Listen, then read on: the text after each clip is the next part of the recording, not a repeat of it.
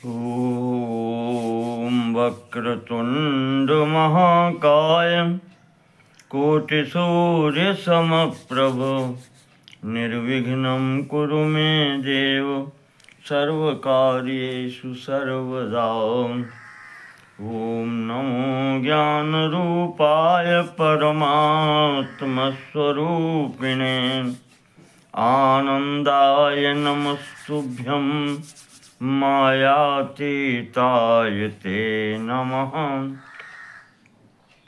नमो गूढशरीराय निर्गुणाय नमोऽस्तुते पुरुषाय पुराणाय सत्तामात्रस्वरूपिणे नमः। सांख्याय योगाय केवलाय नमोऽस्तुते धर्मज्ञानाधिगम्याय निष्कलाय नमो नमः। ॐ पूर्णमदः पूर्णमिदं पूर्णात् पूर्णमुदच्यते पूर्णस्य पूर्णमादाय पूर्णमेवावशिष्यते।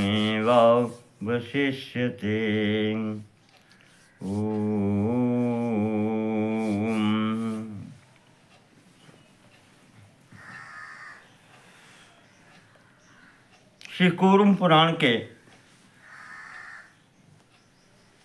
पिछले भाग में हमने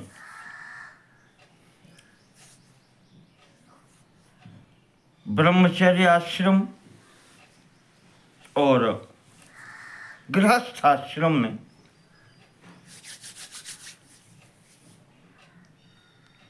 आचरण करने योग्य सदाचारों की चर्चा की। उसी का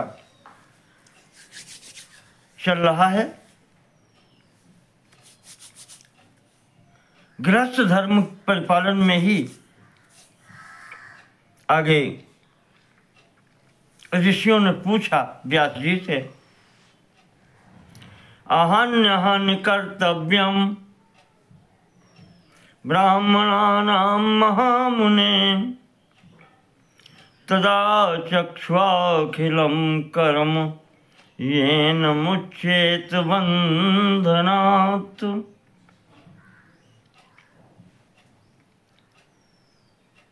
काजुओं के द्वारा, ब्राह्मणों के द्वारा जो प्रतिदिन कर्म किए जाते हैं,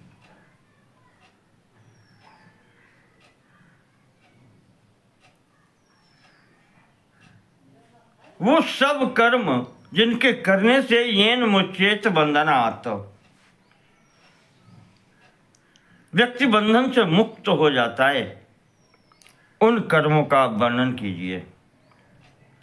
व्यास जी कहते हैं कि सुने भाई, फिर आपने जो पूछा है प्रतिदिन किए वाले कर्मों को,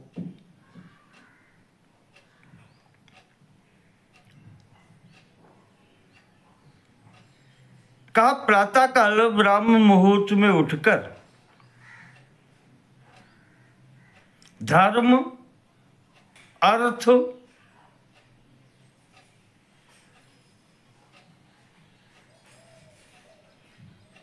इनका चिंतन करें।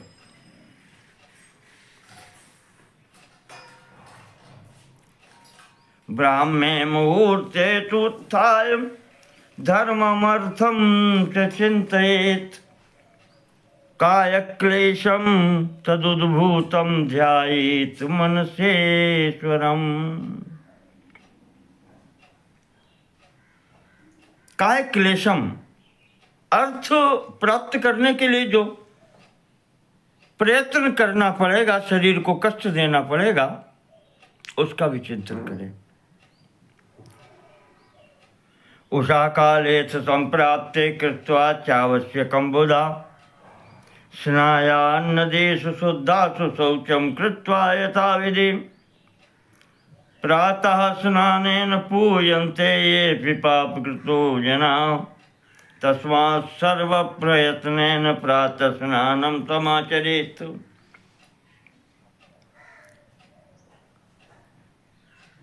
इसके बाद में उषा काल जब हो, उषा काल सूर्योदय से पूर्व का,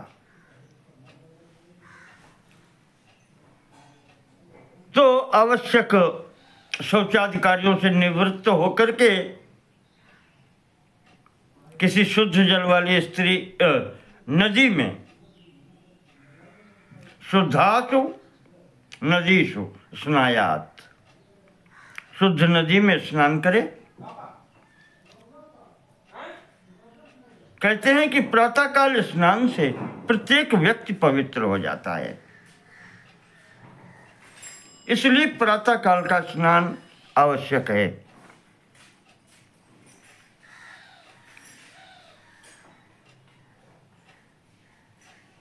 प्रातःकाल के स्नान की बहुत प्रशंसा की गई है।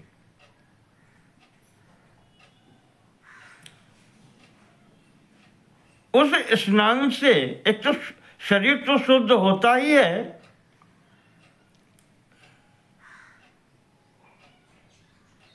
अलक्ष्मी दूर रहती है, दरिद्रता दूर रहती है, दुष्स्वप्नों का प्रभाव समाप्त होता है, बुरे विचार नहीं आते, अन्य भी पाप दूर रहते हैं। व्यक्ति जब तक स्नान न करे तब तक कोई कार्य करने के योग्य नहीं कहा गया है। और विशेषतः जप होम इत्यादि पूजा पाठ व्यास जी कह रहे हैं कि स्नान पूर्ण ही करना चाहिए।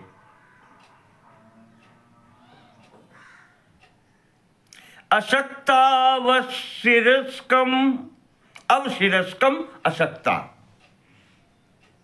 वा स्नानम अस्य विधीयते। व्यक्ति अगर अशक्त हो या रोगी हो या किसी कष्ट में हो तो कहते हैं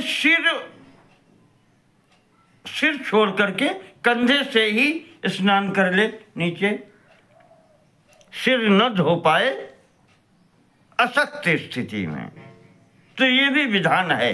असमर्थता की स्थिति में सिर को छोड़ करके स्नान किया जा सकता है। या फिर आर्द्रेण वाससा वाथ मार्जनम कापिलम स्मृतम, कपड़ा भिगो करके उसे निचोड़ करके उससे मार्जन किया जा सकता है। भीगा वस्त्र भिगो करके वस्त्र को और उससे शरीर पोंछ ले, ये होता है, ये कपिल स्नान कहा जाता है। असामर्थ्य समुत्पन्ने स्नान में एवं समाचरेत ब्रह्मादीन यथाशक्तो स्नानान याहुर्मनीषिणः। ब्राह्मम आग्नेयमुद्दिष्टम वायव्यम दिव्यमेव च वारुणम योगकम वित्तद्वत् षोडा स्नानम प्रकीर्तित।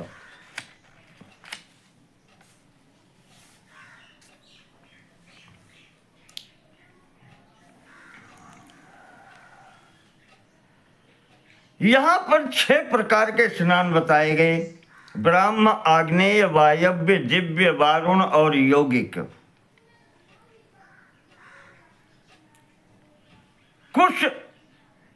कुछ जल में डुबो करके ऊपर छिड़कना, ये ब्राह्म स्नान कहलाता है, मंत्रोच्चारण पूर्वक।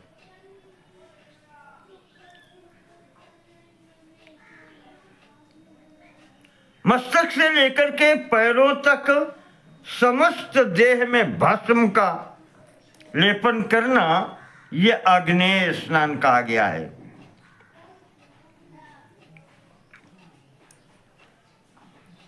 गायों के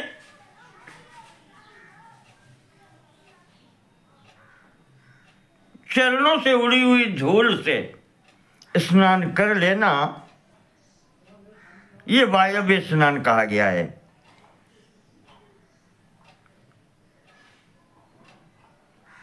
वर्षा के जल से स्नान कर लेना दिव्य स्नान कहा गया है।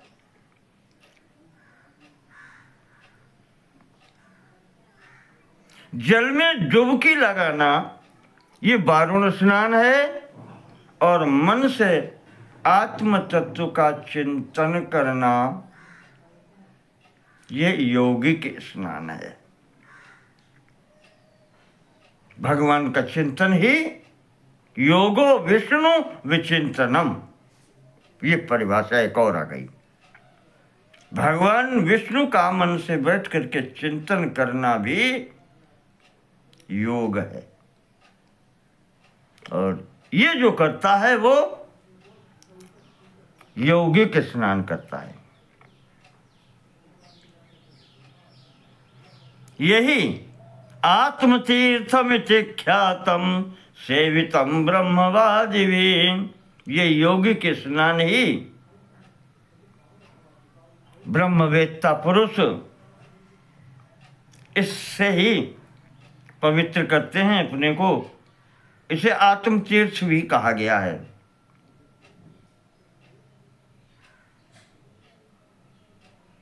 क्योंकि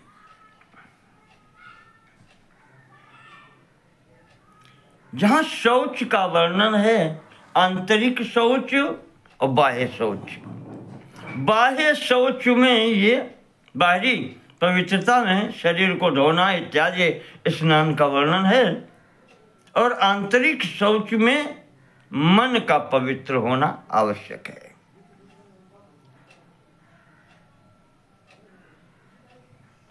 यौगिक स्नान इस श्रेणी में आता है, जो मन को पवित्र करने वाला है। भगवान विष्णु का ध्यान, मनः शुचिकरम पुंसाम नित्यम तत् स्नानमाचरेत्, इसलिए मन को पवित्र करने वाले इस स्नान का प्रत्येक व्यक्ति को आचरण करना चाहिए, नित्य आचरण करना चाहिए।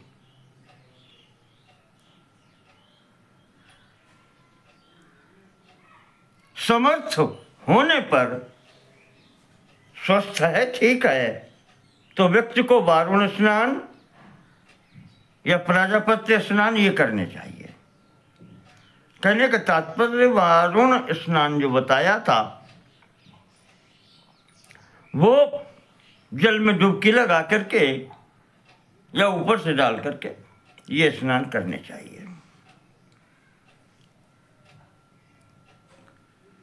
यहाँ जो कुछ विवरण दिया है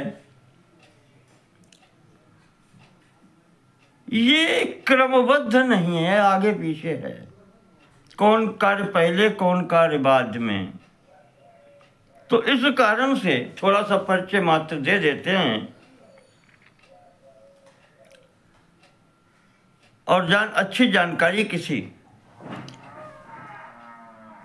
योग्य व्यक्ति से जानकारी करनी चाहिए, या ग्रह सूत्र इत्यादि अपने जो हैं उनसे लेनी चाहिए।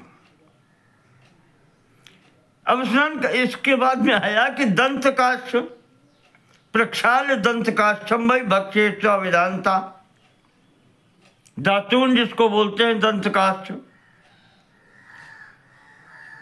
उसको विधिपूर्वक धोकर और तब आचमन करना चाहिए। दातून करके दांत मांज करके फिर उसका आचमन करे, मुख प्रक्षालन करे, तब प्रातःकाल स्नान करे। दातून बताई है मध्यमा अंगुली के आकार की मोटी और 12 अंगुल के बराबर लंबाई की लकड़ी होनी चाहिए, दूध वाली लकड़ी हो।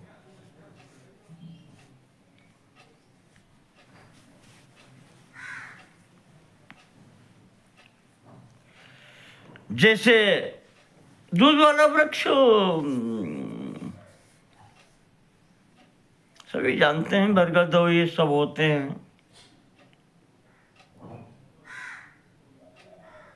तो यहाँ दिया है दूध वाले वृक्ष, मालती यानी चमेली, अपामार्ग का, बिल्व का, करवीर यानी कनेर, इनकी लकड़ी दातून के लिए बताई गई अच्छी।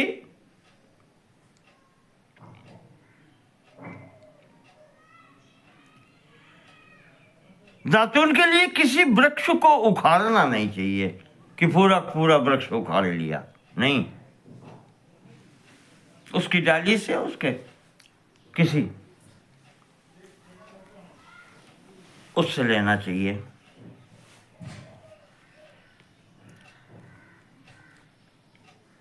दातून करने के बाद में उस बची हुई लकड़ी को धो करके और कहते हैं कि अच्छे स्थान पर डालना चाहिए। इसके बाद में किया गया है कि स्नान करके इसके बाद में देवताओं को, ऋषियों को, पितरों का तर्पण करना चाहिए। इसके पश्चात वेद माता गायत्री का जप करना चाहिए और तत्पश्चात भगवान सूर्य को जलांजलि दे।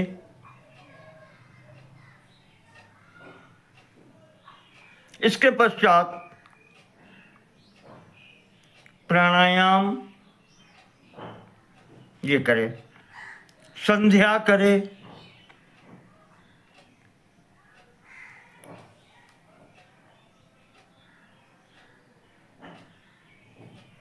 प्रातःकालीन, और इसी प्रकार से विधान तो तीनों संध्याओं का है, पर प्रातःकालीन और सायंकालीन दोनों संध्याएं तो करनी ही चाहिए।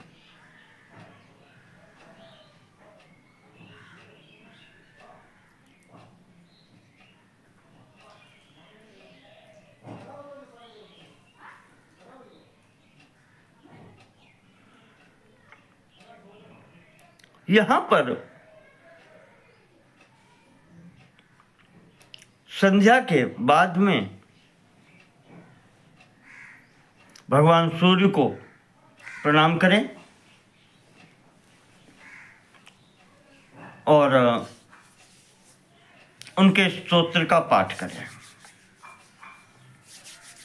ओम खगोलकाय शांताय कारणत्रय हेतवे निवेदयामि चात्मानं नमस्ते ज्ञानरूपिणे नमस्ते गृणिने तुभ्यं सूर्याय ब्रह्मरूपिणे त्वमेव ब्रह्म परममापो ज्योतिरसोऽमृतं भूर्भुवः स्वस्त्वमोङ्कारः सर्वे रुद्रा सनातनाः पुरुषः सन्महोतस्त्वां प्रणमामि कपर्दिनं त्वमेव विश्वं बहुधा सदसत् सूयते च यत् नमो रुद्राय सूर्याय त्वामहं शरणं गतः प्रचेतसे नमोस्तुभ्यं नमो मे दुष्टमायते नमो नमस्ते रुद्राय त्वामहं शरणं गतः हिरण्यबाहवे तुभ्यं हिरण्यपतये नमः अंबिकापतये तुभ्यं मायापतये नमः नमोस्तु नीलग्रीवाय नमस्तुभ्यं पिनाकिने विलोहिताय भर्गाय सहस्राक्षाय ते नमः नमो हंसाय ते नित्यमादित्याय नमोस्तु ते नमस्ते वज्रहस्ताय त्र्यंबकाय नमोस्तु ते प्रपद्ये त्वां विरूपाक्षं महान्तं परमेश्वरं हिरण्मयं गृहे गुप्तमात्मानं सर्वदेहिनां नमस्यामि परं ज्योतिर्ब्रह्माणं त्वां परां गतिं विश्वं पशुपतिं भीमं नरनारीशरीरिणं नमः सूर्याय रुद्राय भास्वते परमेश्वने उग्राय सर्वभक्ताय त्वां प्रपद्ये सदैव हि एतद् वै सूर्यहृदयं जप्त्वास्तव मनुत्तमं प्रातः काले समन्ध्यान्ये नमस्कुर्याद् दिवाकरम। ये कूर्म पुराण के ऊपरी विभाग में जो अध्याय 18 में स्तोत्र दिया है भगवान सूर्य का, ये सूर्य हृदय स्तोत्र कहा जाता है। श्लोक संख्या 35 से लेकर के 45 तक ये दिया गया है। कहते हैं इसका प्रातः काल मध्याह्न काल में जप करके भगवान को प्रणाम करें। ये सभी स्तोत्रों का सार है, इसलिए इसको अपने शिष्यों को या पुत्र को इनको देना चाहिए। इसके पश्चात घर पर फिर विधि पूर्वक आचमन करके अग्नि प्रज्वलित कर यथाविधि अग्नि में अग्निहोत्र करे और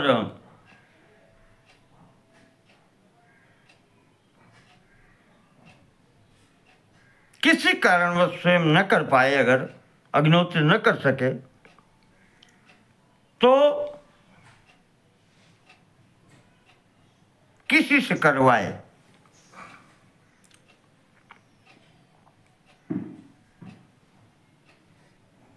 हाथ में पवित्र धारण करके, पवित्र होकर के, शुक्ल वस्त्र पहन करके, उत्तरी अंगोछा इत्यादि रख करके एकाग्र मन से यहाँ पर हवन करें। कुशासन पर बैठे अग्निहोत्र शिखा सूत्र यथोचित होना चाहिए। प्रतिदिन देवताओं को नमस्कार करें, उनके भोग अर्पित करें, वृद्धजनों का अभिवादन करें, गुरु की उपासना करें। इसके पश्चात वेदों का अभ्यास करें। शिष्य हो तो उनको पढ़ाए, स्वयं अध्ययन करें और अध्ययन कराए। इसके पश्चात फिर अर्थ प्राप्ति का साधन, जो प्राप्त करना हो उसके लिए उद्योग करें।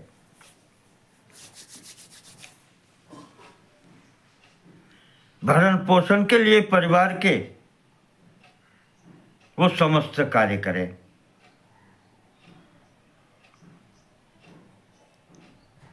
धनार्जन न्याय पूर्वक करें।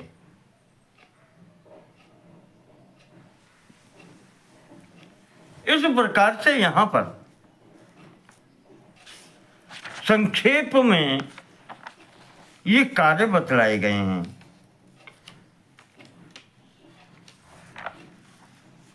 यद्यपि पुस्तक में 121 श्लोकों के अंतर्गत ये सब दिया है विस्तार से, पर ये क्रमबद्ध नहीं है, इसलिए मैंने संक्षेप में आपको बता दिया। यहां व्यास जी ने कहा है कि भोजन के संबंध में बताया। पवित्र आसन पर बैठ करके प्रांग मुखो अन्नानि भुंजित, पूर्व की ओर मुख करके भोजन ग्रहण करें। यहां पर तो आया है कि आयुष्यम प्रांग मुखो भुंगते, जो पूर्वाभिमुख होकर के भोजन करता है उसे आयु प्राप्त होती है। यशस्यम दक्षिणामुखा, और दक्षिण की ओर मुख करके भोजन करने पर यश प्राप्त होता है। श्रियं प्रत्यंग मुखो भुंक्ते, पश्चिम की ओर मुख करके भोजन करने से संपत्ति प्राप्त होती है, और उत्तर की ओर ऋतम भुंक्ते उदंग मुखा, उत्तर की ओर मुख करके भोजन करने पर सत्य की प्राप्ति होती है। भोजन से पहले पंचार्द्रो भोजनम कुर्यात्, 5 अंगों का प्रक्षालन किया जाता है, भिगोया जाता है। 2 पैर, 2 हाथ और मुख, इनका प्रक्षालन करके भूमौ पात्रम निधायतु, पृथ्वी पर बैठ करके आसन पर पात्र, पृथ्वी पर पात्र रख करके वहां भोजन किया जाता है। यही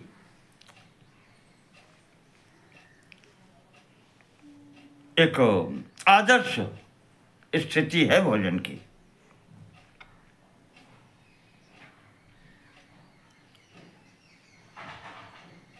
एकांत स्थल में शुद्ध स्थान पर बैठ करके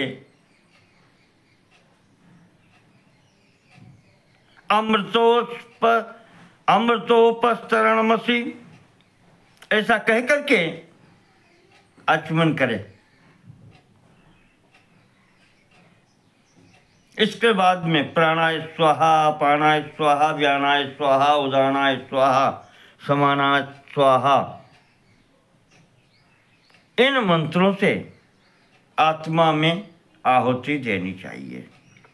और जब भोजन कर लेने के पश्चात जल पीना है, जब आचमन करना है तो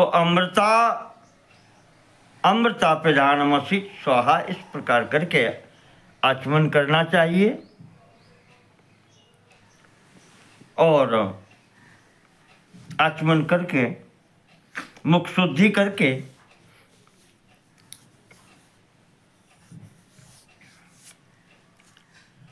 तब कोई अन्य कार्य करना चाहिए। यज्ञोपवीति भुंजित सृगंधालंकृता शुचि, यज्ञोपवीति भुंजित, यज्ञोपवीत आवश्यक है भोजन में भी।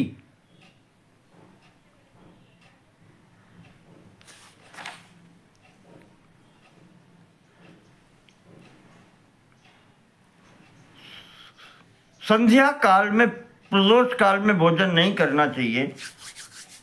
सूर्य ग्रहण, चंद्र ग्रहण आदि में भी भोजन का नहीं किया जाता।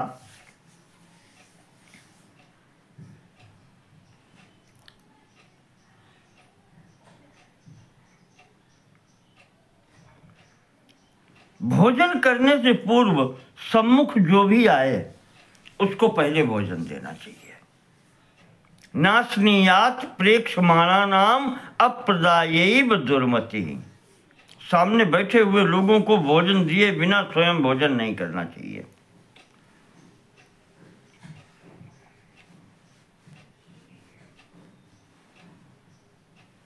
इस प्रकार से बताया गया है।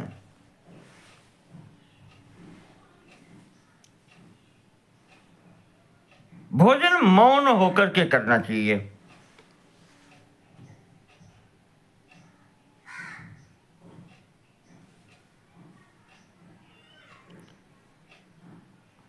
बहुत आजकल जो चल रहा है उसके बहुत विपरीत परिस्थितियां हैं।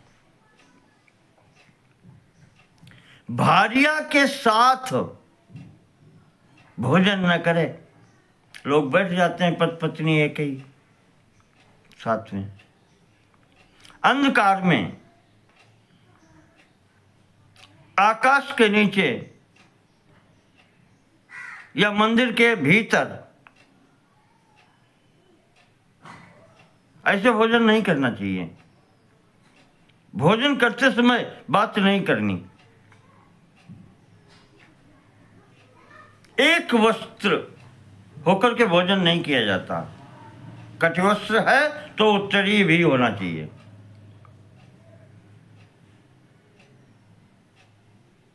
सवारी पर बैठ करके, शैया पर बैठ करके भोजन नहीं होना चाहिए।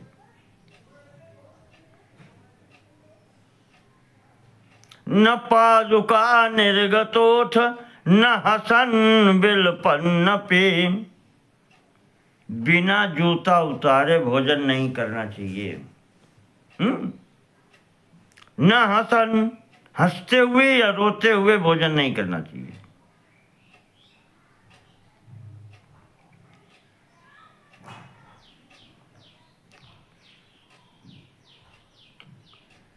इसी प्रकार से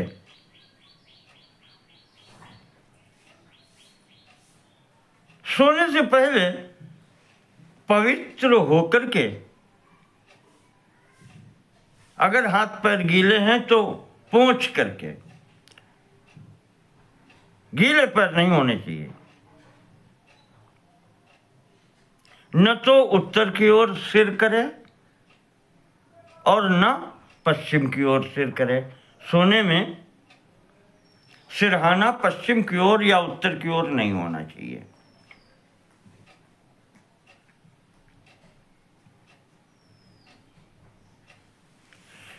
चारपाई टूटी फूटी नहीं होनी चाहिए। भले ही फिर पृथ्वी पर शयन करना पड़े, पर टूटी चारपाई पर नहीं लेटना। सुनसान घर में नग्न अवस्था में ऐसे नहीं।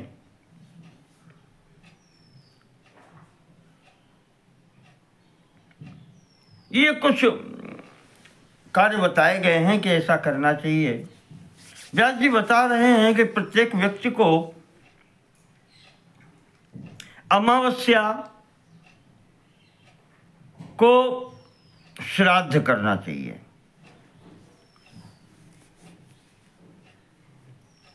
अपराह्न काल में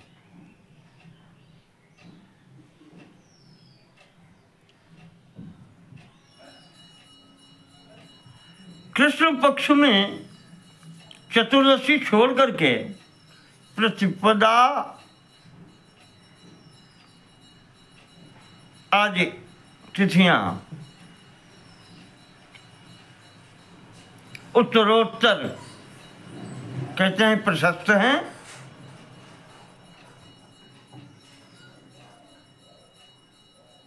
पौष, माघ, फाल्गुन, इन महीनों की तीनों महीनों की तीनों कृष्ण अष्टमी, अमावस्या,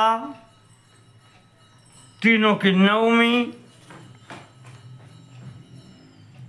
और माघ मास की पूर्णिमा तिथि इस श्राद्ध के लिए उपयुक्त मानी गई हैं।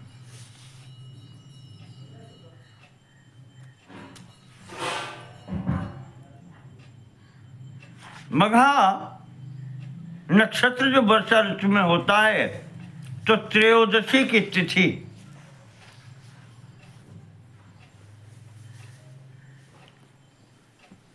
उस समय श्राद्ध के लिए स्थिति अच्छी मानी गई है। श्राद्ध करना चाहिए। विशेष रूप से कहा है कि जब फसल पक कर के तैयार हो, अनाज घर में आए तो श्राद्ध करना चाहिए। कुछ ये पर्वों पर पार्वण श्राद्ध कहे जाते हैं और कुछ जो है नित्य श्राद्ध कहे जाते हैं, प्रतिदिन। और कुछ नैमित्तिक श्राद्ध कहे जाते हैं, जो किसी शुभ कार्य से पहले किए जाते हैं। उत्तरायण एवं दक्षिणायन के समय विषुव योग, यानी जब दिन रात बराबर होते हैं, व्यतिपात योग में किया हुआ श्राद्ध अक्षय होता है, संक्रांति, जन्मदिन अपना, उसमें श्राद्ध किया हुआ विशेष अच्छा माना जाता है। तो इस प्रकार से यहाँ पर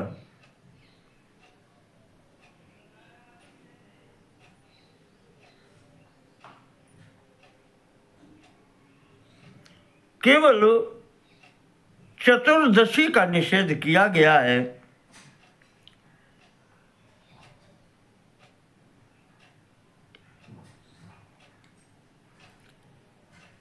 शस्त्रेण तु हतानाम वै तत्र श्राद्धम प्रकल्पयेत। चतुर्दशी को जो व्यक्ति शस्त्र इत्यादि से मारे गए हैं, दुर्घटना वाले, ऐसे लोगों का श्राद्ध करना चाहिए, किया जाता है। और फिर कहा है कि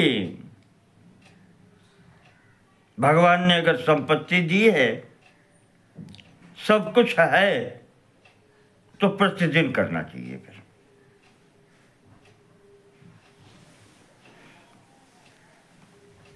तीर्थ में जाए तो करे, नदी किनारे, तीर्थ में, जहाँ भी पहुँचे वहाँ श्राद्ध अवश्य करना चाहिए।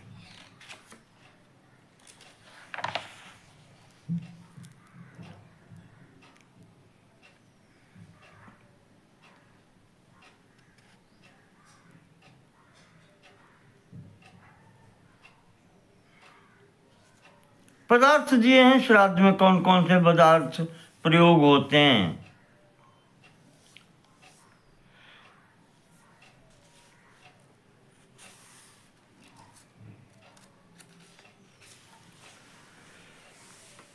तत्पश्चात यहाँ कहा गया है कि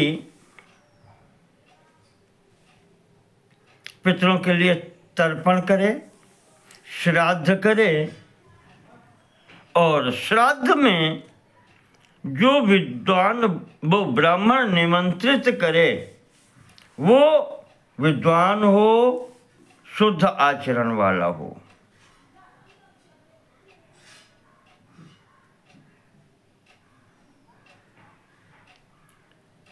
कई बार ये बात आई है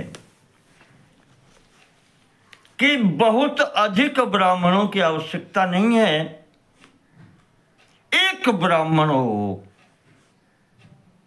पर शुद्ध हो।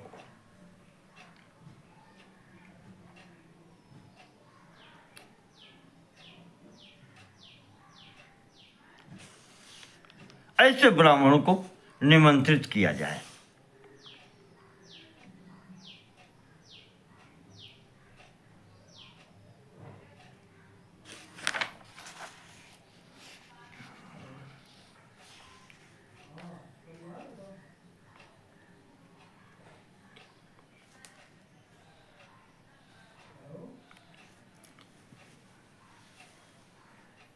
कहा तो ये गया है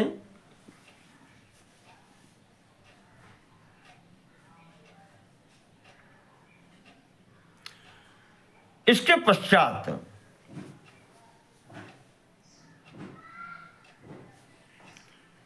नाना, मामा, भांजा, ससुर, गुरु, दौहित्र, नाती, जामाता, दामाद, बंधु में मौसी हैं, बुआ, मामी इत्यादि जिनके पुत्र हैं, ऋत्विक, यज्ञ कराने वाले ब्राह्मण, इनको भोजन कराया जाए। कहते न श्राद्धे भोजन मित्रम, श्राद्ध में मित्र को भोजन कराने की आवश्यकता नहीं है।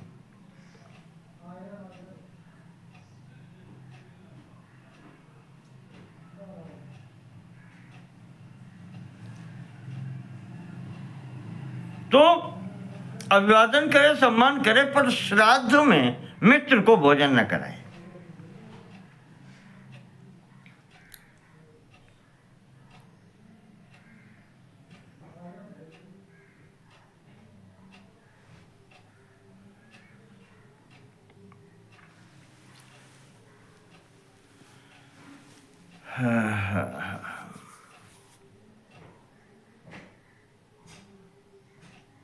आचारहीन जो व्यक्ति है उसको भी श्राद्ध कर्म में नहीं खिलाना चाहिए, वो ब्राह्मण क्यों ना हो।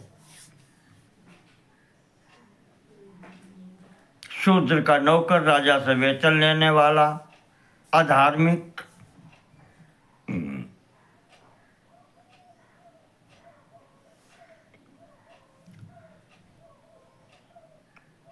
और पुरोहितों को भी कह दिया है जो हर प्रकार के कार्य करते कराते हैं, इनको भी श्राद्ध में निमंत्रण नहीं देना चाहिए।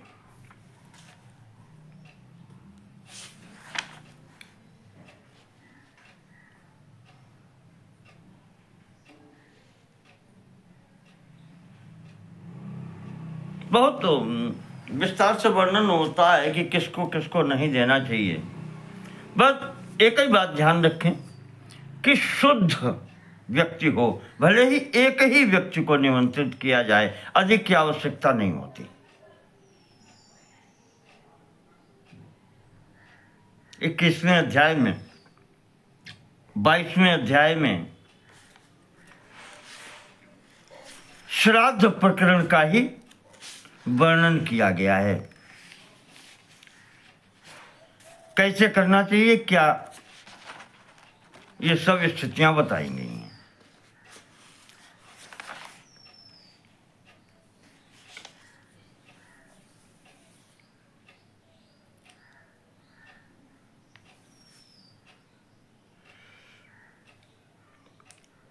शास्त्र कितने, वो श्राद्ध कितने प्रकार के, और नांदी श्राद्ध है, मातृ श्राद्ध है, पितृ श्राद्ध है, इनका सबका थोड़ा थोड़ा संक्षिप्त विवरण दिया गया है। 23वें अध्याय में अशौच प्रकरण है, जिसको सूतक इत्यादि कहते हैं, जनन मरण शौच। यहां व्यास जी ने बताया है कि दशाहम प्राहुरा शौचम सपिंडेषु विपश्चिता। सपिंडों की मृत्यु होने पर या जन्म होने पर मृतेषु वासजातेषु ब्राह्मणानां द्विजोत्तमा। ब्राह्मणों को 10 दिन का अशौच होता है, जिसको सूतक कहते हैं। इस काल में, इस समय में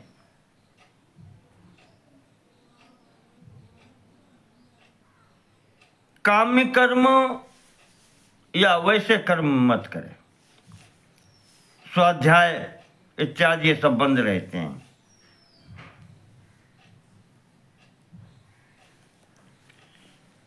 स्वयं किसी को स्पर्श न करे, और न जैसे जहां है सूतक उनसे कोई वस्तु लेन देन न करे।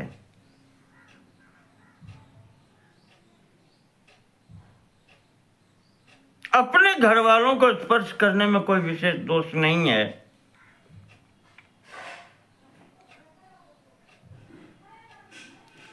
जनना शौच में, जहां बच्चा पैदा होता है, उत्पन्न होता है, वहां स्पर्श दोष करने में अपने सपिंडों में, परिवार में कोई दोष नहीं है। पर बालक जो उत्पन्न हुआ है बच्चा, और उसे जन्म देने वाली माता का, इसका एक निश्चित समय तक स्पर्श नहीं किया जाता। इन अशौच के समय में वेदों का अध्ययन नहीं किया जाता, यज्ञ नहीं किया जाता। माता 10 दिनों के बाद में स्पर्श करने योग्य होती है, तो ये 10 दिन का अशौच या सूतक होता है, जनन और मरण दोनों कालों में।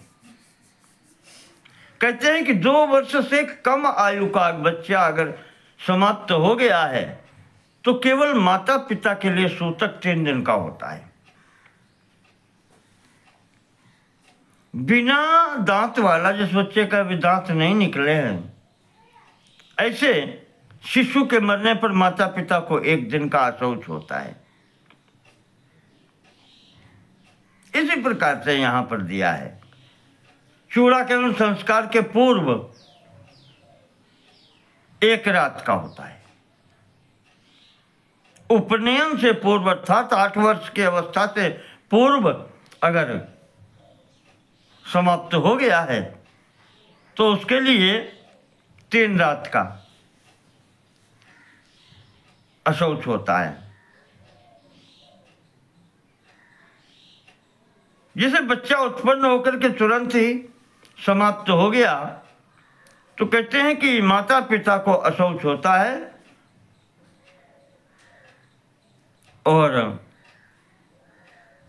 पिता स्नान के बाद स्पर्श करने योग्य हो जाता है।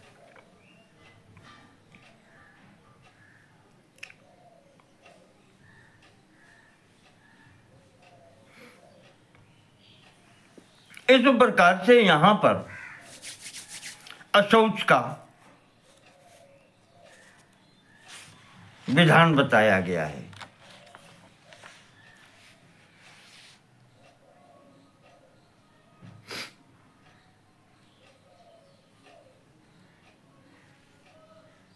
काफी कुछ है। जैसे कहा माता माँ यानी नाना की मृत्यु होने पर दोहित्र को 3 रात का अशौच होता है। नाना की मृत्यु होने पर जो नाती है, पुत्री का पुत्र है, उसको भी 3 रात का अशौच माना गया है। यहां तक कहा गया है कि जिस देश में निवास करता हो उस देश के राजा की मृत्यु होने पर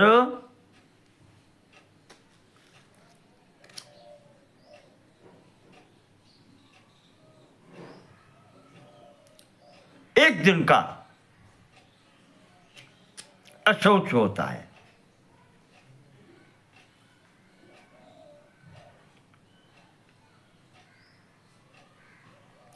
इसी प्रकार से यहां पर वर्ण के अनुसार कहा गया है। ब्राह्मण को 10 दिन का अशौच, क्षत्रिय को 12 दिन का, वैश्य है तो 15 दिन का और शूद्र है तो 1 मास का।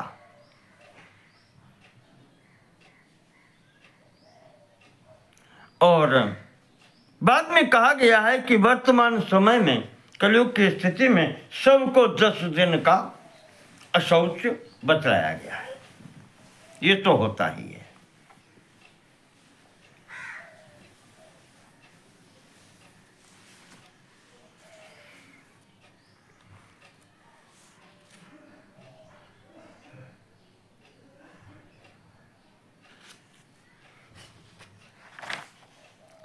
यहां पर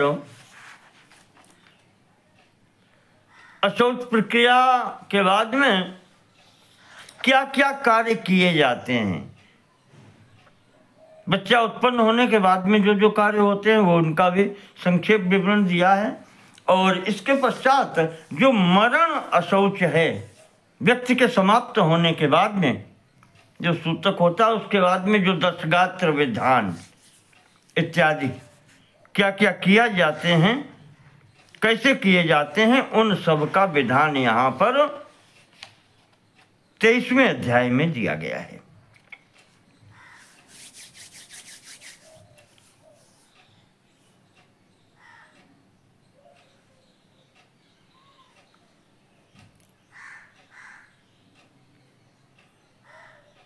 इस प्रकार से गृहस्थों के लिए समस्त कार्य यहाँ पर ये दिए गए हैं। गृहस्थों के लिए विशेष कार्यों की स्थिति बतलाई गई है। एषवा कथिता सम्यक गृहस्था नाम क्रियाविधि स्त्री नाम तो भर्तृ शुश्रूषा धर्मो नान्य ये स्थिति। गृहस्थ पालक पुरुषों के लिए कार्य ये सब बताए गए हैं और स्त्रियों के लिए तो कहा है कि पति सेवा से अतिरिक्त उनके लिए और कोई विशेष कार्य नहीं है। एकमात्र धर्म है भर्तृ शुश्रूषा, पति की सेवा, धर्मो नान्य इह स्थित। इसके अतिरिक्त उनके लिए अन्य कोई धर्म नहीं है।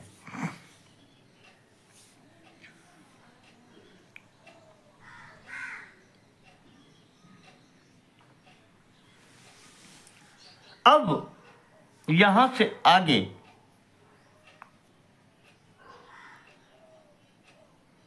अग्निहोत्र इत्यादि की स्थिति बताई गई है।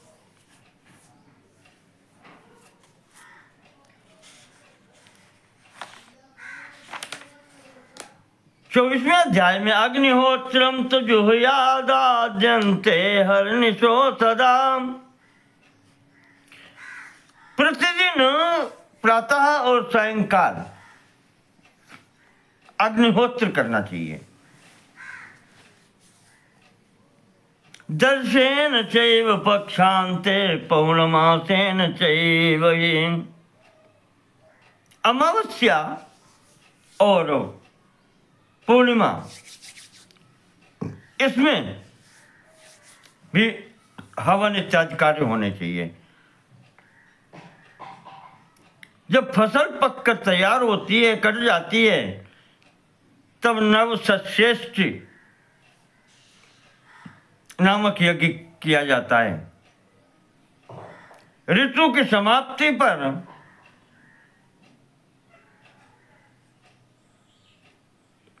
उत्तरायण या दक्षिणायन परिवर्तन पर संवत्सर के अंत में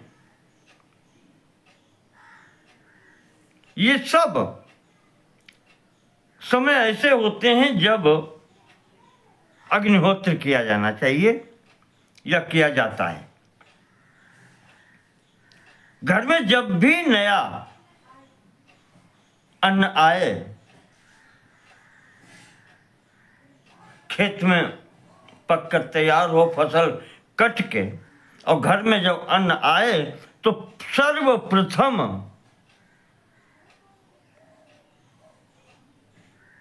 उसके द्वारा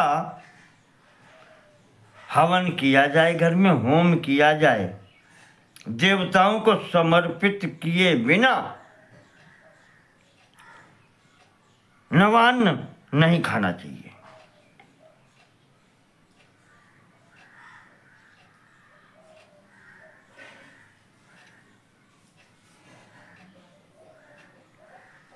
ये कहते हैं कि तीनों वर्ण, ब्राह्मण क्षत्रिय वैश्य, तीनों के लिए नियमित धर्म है, ये करना चाहिए।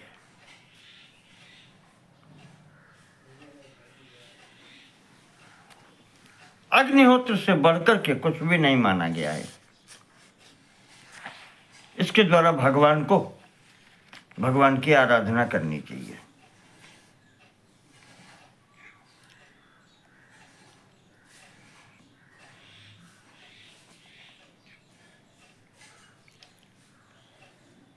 ब्राह्मणों के लिए पितामह ने 2 प्रकार के धर्म बतलाए हैं। एक कहलाता है श्रौत और दूसरा कहलाता है स्मार्त।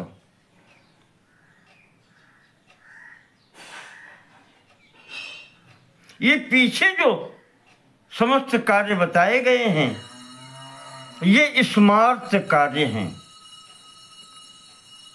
स्मृतियों के अनुसार जो निर्देशित कार्य हैं वो स्मार्त कार्य हैं।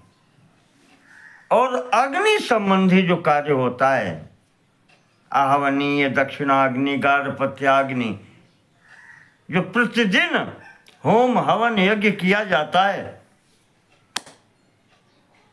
ये श्रौत धर्म होता है।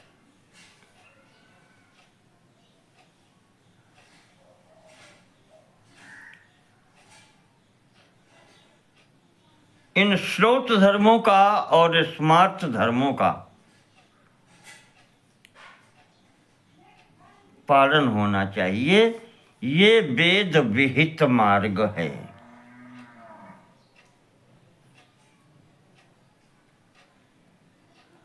इसके अतिरिक्त जो अन्य मार्ग हैं, जो धर्म कहे गए हैं, वो गौण हैं। फिर मुख्य इनको ही कहा गया है।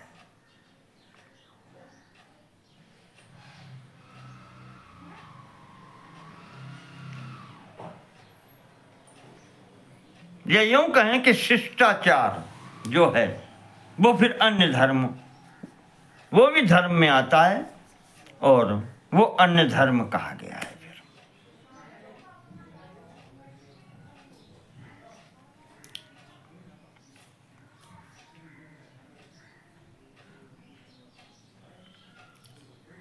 व्यास जी बताते हैं कि गृहस्थ ब्राह्मण जो है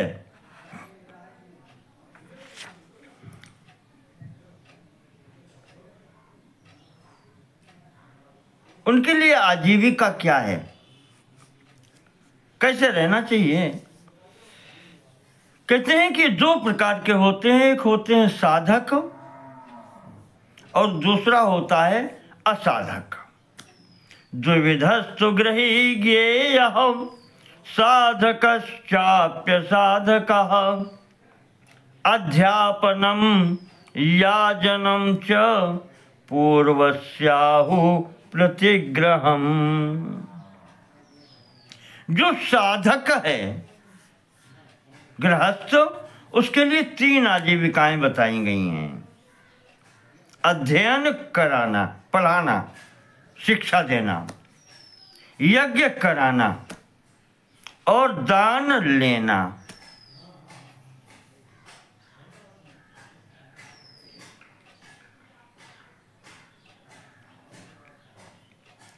ये उनके लिए आजीविका का साधन है। इसके अतिरिक्त जब इनसे कार्य न हो या ये उपलब्ध न हो तो कहते हैं कि वार्तावृत्ति से किसी अन्य के द्वारा करा सकते हैं। कृषि गौरक्ष वाणिज्यम कुसीदम, इनका भी बताया गया है। पर यह आपद धर्म है, जब कोई उपाय न हो आजीविका का तब, अन्यथा मुख्य वृत्ति वही है अध्ययन, अध्यापन, यज्ञ कराना, याजन और दान लेना, जो कोई दे दे।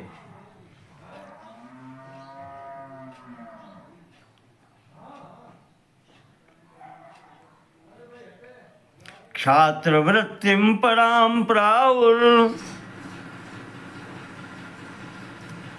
न स्वयं कर्षणम दुजई। आपत्ति काल आने पर ब्राह्मण क्षत्रिय की वृत्ति स्वीकार कर सकता है, शस्त्र शास्त्र के पश्चात शस्त्र उठा सकता है, क्षत्रिय वृत्ति धारण कर सकता है, पर न स्वयं कर्षणम द्विजयी, उसको हल नहीं जोतना चाहिए, कर्षण नहीं करना चाहिए। आपत्ति काल में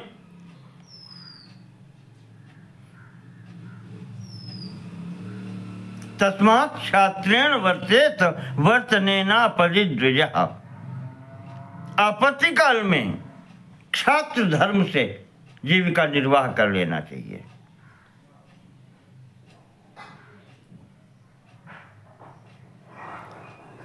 और स्थिति बिगड़े तो वैश्य धर्म को भी ग्रहण ले कर सकता है, वैश्य वृत्ति से भी, पर उसमें जो कृषि कार्य में हल जोतने को मना किया गया है, वो ब्राह्मण को किसी स्थिति में नहीं करना चाहिए।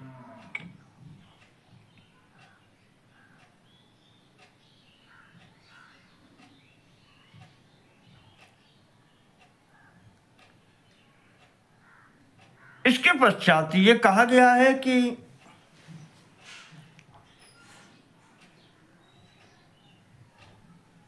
जब वृत्ति प्राप्त हो तो उसमें धन का विभाग कैसे हो। कहते हैं कृषि से जो लाभ प्राप्त हो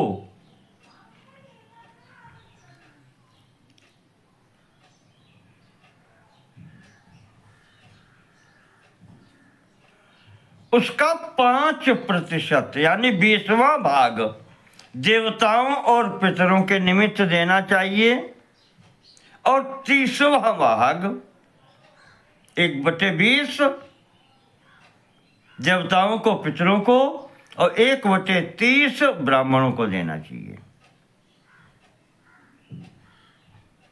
ऐसा करने वाला जो वो कहना चाहिए जो किसान है इत्यादि वो है, उसको पाप समाप्त हो जाते हैं।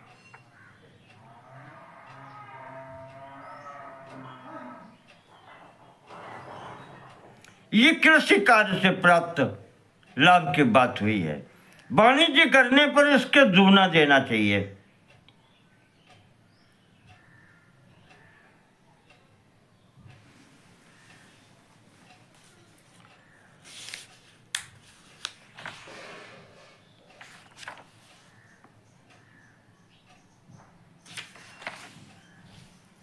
एक बताया गया है, साधक इनके लिए बताया गया है।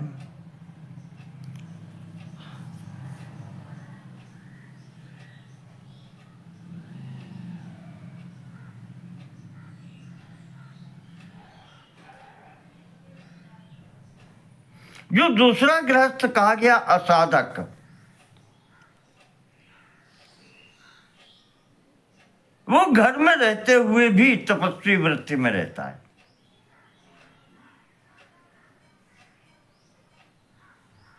उसके लिए वृत्तियां बताई गई हैं, शील और उंच।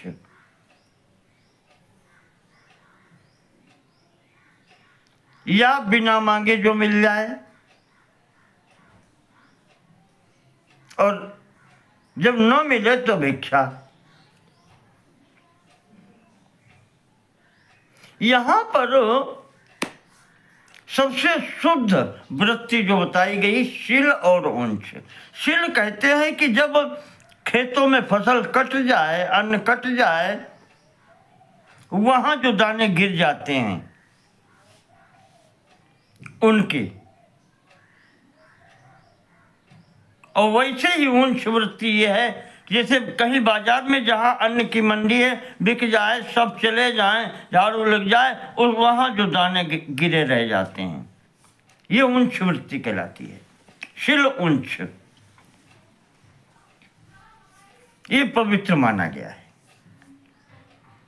अयाचित, बिना मांगे जो मिल जाए, ये भी अच्छा माना गया है। पर मांग के जो वस्तु प्राप्त की गई है, भिक्षा जिसको कहते हैं, अच्छी नहीं मानी गई है।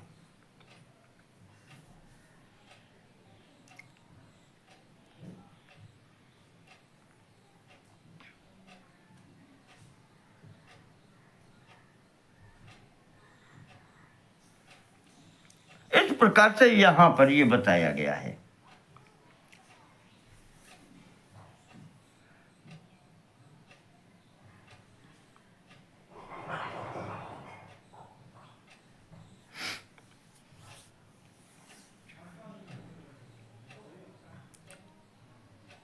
गृहस्थ में रहते हुए जो भी कार्य हैं बताए गए, करे सब यथास्थिति और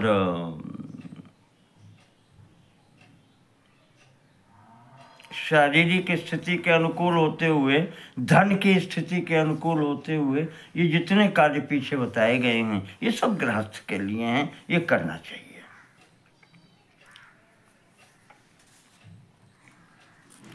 इस प्रकार आज का प्रसंग हम यहीं स्थगित करते हैं। है तो और भी आगे दान इत्यादि की महिमा है, वो बाद में बात करेंगे। विशेषकर गृहस्थों के लिए इतने कार्य और ये जो सदाचरण है उसका कथन यहाँ पर किया गया। 25वें अध्याय पर आज हम यहाँ अपना वाचन स्थगित करते हैं। आगे की बात अगले खंड में होगी। नमो नमः। सर्वेषां कृते धन्यवाद।